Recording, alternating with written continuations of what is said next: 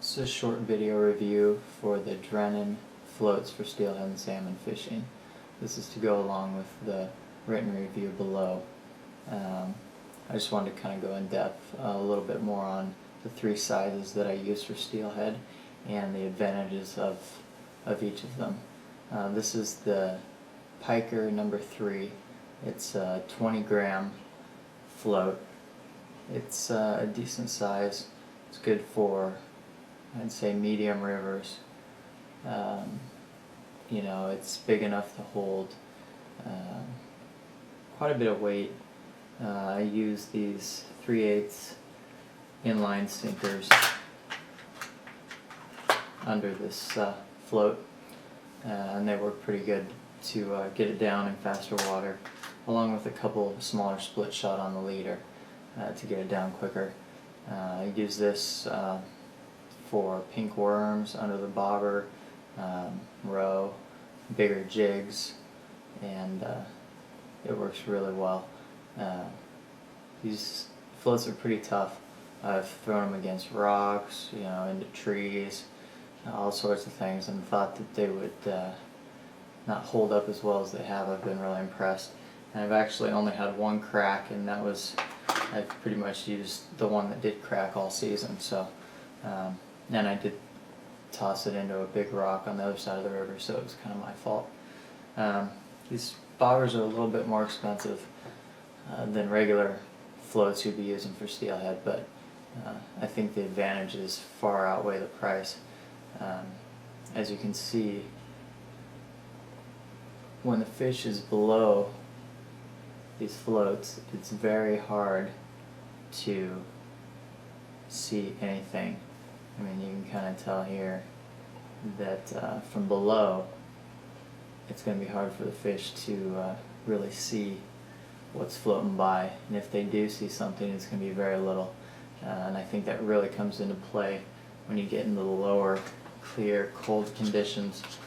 I recently was out on the Applegate River in Southern Oregon, and I was using this little guy. This is a 6-gram Drennan float, and it doesn't hold a lot of weight, but it works really well in low water. I was using one big split shot just above my swivel, and then a small split shot on my leader, and it got it down pretty quick. You know, this works really well for a little bit slower moving water. You can toss it up into the head of a riffle and let it get down right as it's getting into the deep part of the hole.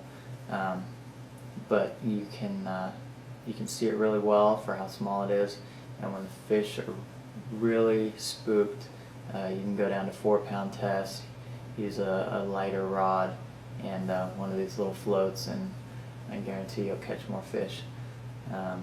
Now, I caught 4 fish the last time I was out, and the water level was really low, and I was still able to get quite a few steelhead that day, so very impressed with that. This size is the number 2. It's 11 gram, and it works really well also in low, clear water. I was using this one as well. I was using roe under this, as well as pink worm and a little bit bigger jigs. So this works really well in low, clear water as well. Also, you can use this when the water's up a little bit, along with the 20 gram. And I didn't really talk about the big boy here. This is the 28 gram. This works really well in faster, higher water, you know, when the river's way up, but it's coming down.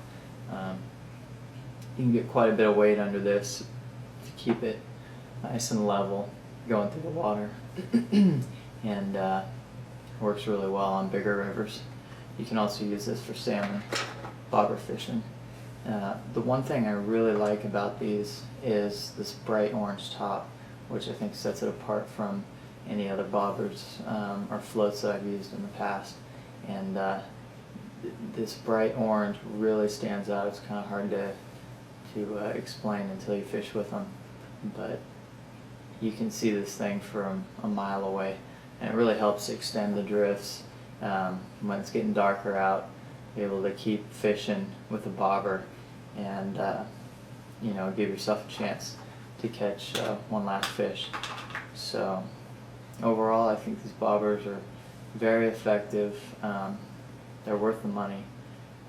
They run about $5 a piece if you can find them, and especially in the low clear water, they're really hard to beat. I use them in all water levels and conditions just because I got a lot of confidence in them.